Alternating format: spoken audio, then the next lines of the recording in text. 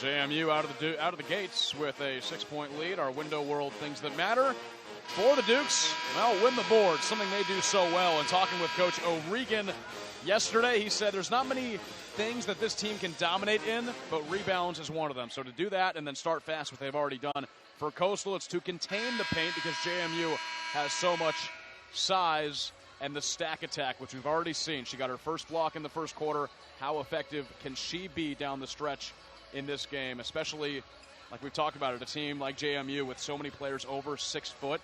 Stack is going to have to be an effective player tonight. She is, and we see what she can do on the defensive side of the ball, but she's really a skilled player, and she's going to gain more confidence and more strength. She's still a freshman, and so her ability on the defensive end is really impressive.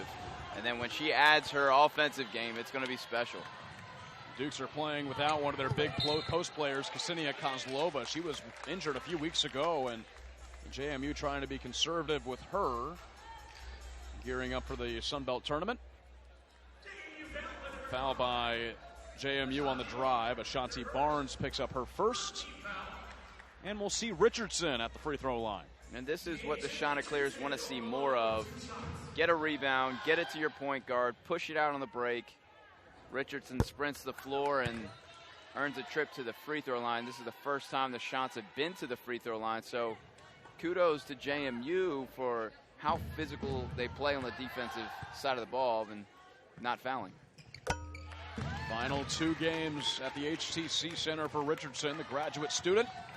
Has been with this program since 2020. McDaniel drives in, and a foul will go against Carter. And how about that play from McDaniel? She crosses over at the wing. She's got such good size and strength. You'd think she'd try to take advantage of it just at the basket, but nice drive and a nice little dump off. Gives her post player an opportunity at the free throw line just because of her skill and ability and creativity. Well, difficult to handle. Sean O'Regan told me that being able to coach McDaniel has been just great. He said that she's probably the best player that he will ever coach at JMU. Does stuff the right way, and it was a slow start for McDaniel in the beginning of the season. She started the year pretty poorly. Said she was overthinking it. They spent hours trying to get to the bottom of her problems, and now she's at her best and could be the best player on the floor. She's got the ball right now. JMU a 5-point lead. Back out. And Kanjé stepped out of bounds, falling toward the baseline. So far, the Chanticleer is doing a pretty good job in the rebounding battle. Kanjé unable to corral that one without stepping out of bounds, but McDaniel is an absolute stud for the Dukes, and she does it all. She passes, she scores, she leads the team. And right now, the Dukes patient enough, this little weave action, as McDaniel steps up and misses that one.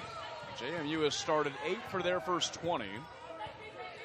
Coastal at 7 for 17. So a pretty solid start shooting-wise for both teams when they can keep the basketball.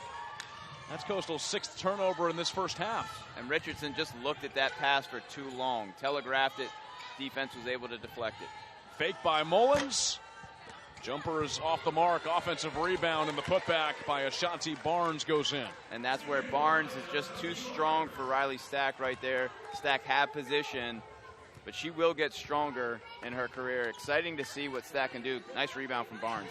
Coastal has won back-to-back games. Took down Georgia State and Georgia Southern on the road last week. Little floater by Stack. She loves that little right shoulder, left-handed hook, and that's part of the skill that I've been talking about. Able to get over everybody to dunk that one in. Straightaway 3 off the mark by Barnes. Coastal down by 5. Largest lead for JMU has been 8 so far in this first half. The Chants looking to pick up the pace. Looking to get the ball inside initially. Nice little dump off there from Richardson. Ramsey unable to finish because of the foul, but that sort of pace, kind of a secondary break. A nice little pass to the wing with a ball screen. Richardson drives with a dump off. Able to find her way through and She saw the defensive pressure coming toward her, found Ramsey. She wasn't able to finish, but gets fouled. And the freshman is at the free throw line for 2 free throws, a 68% free throw shooter. And Ramsey's coming off a 12-point game against Georgia Southern. She went 2 of 3 from the line against the Eagles. You know, we've talked a lot about Riley Stack, but Valencia Ramsey is another exciting freshman. So she's got the physicality and the energy to balance out the size, the height, and the skill of Riley Stack. And this is both. Kevin Pedersen told me that, you know, they've been playing with one of the youngest lineups in the conference all season. And now it's just time to change the mindset, get ready for the tournament. They know where they're at in the standings, and you can still go out and shock everybody.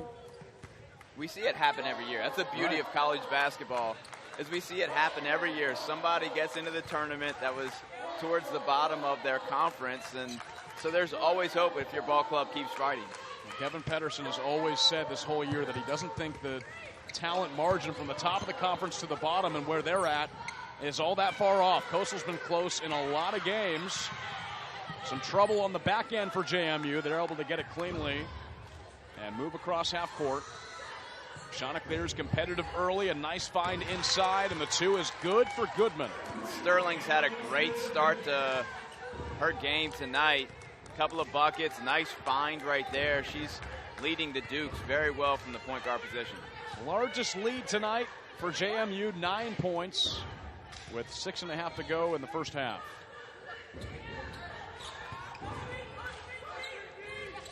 Freeman. 2 points for her so far. Conjay can shoot from deep. She'll drive in. And a hard swat by Barnes. It'll stay with the Chanticleers. And you can just tell the physicality of the Dukes. They're physical when Coastal drives the body of the Dukes. Right here, Barnes, she just uses her body to not allow Conjay to get to where she wants to get to. It's not a foul, it's really good defense. Freeman, as the shot clock expires, brought down by JMU. Again, the physicality of Sterling right there. And there is Goodman once again, wide open for 2 inside. Way too easy on a missed shot from Coastal. The Dukes push it, advance the ball in transition. Easy bucket. Goodman had a double-double against the Chanticleers in Virginia on February 17th. 10 points, 11 rebounds. She's at 9 points already with a pair of rebounds. Deep 2 for Conjay is good. Again, another driving kick opens up an elbow jumper there for Conjay. Anaya Barney right now she's asking for a switch there in the post because such of a size difference. Mid-ranger off the rim. JMU has been taking so many of those 2-point shots. Coastal keeps it within 9. Find inside for Ramsey. Spin around floater too short. And here comes McDaniel. Ramsey had the mismatch, just couldn't finish over that left solo. Cross up by McDaniel. Up top, Barnes. She'll drive and gets 2 plus the foul. And I think Conjay was just maybe in the circle right there, but JMU clicking on all cylinders offensively right now. Really good ball movement, good player movement. Barnes attacks right there. Conjay thought she was in position, but see right here. Yep, she's in the circle right there, and Barnes gets to the free throw line. First foul on Conjay tonight. You see how physical Ashanti Barnes is. Made a couple of stops in her college career. Started off at ODU and then went to Trinity Valley Community College. Now her first year with JMU. She comes out. Barnes with 5 points in this first half.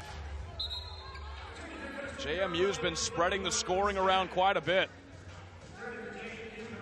Already 8 different scorers. Their leader is Goodman with 9. And she's been the recipient of some really good fast breaks, just running the floor and finding herself pretty wide open for some easy baskets. How are the Chanticleers going to respond on the offensive end? Stack with the ball up high. Working inside, underneath, that's not going to go. too much standing around for the Chanticleers. They entered the ball to stack, and everybody just stood still. They need more movement. Oderkirk, long range. She hits another one. 6 points for Steph Oderkirk.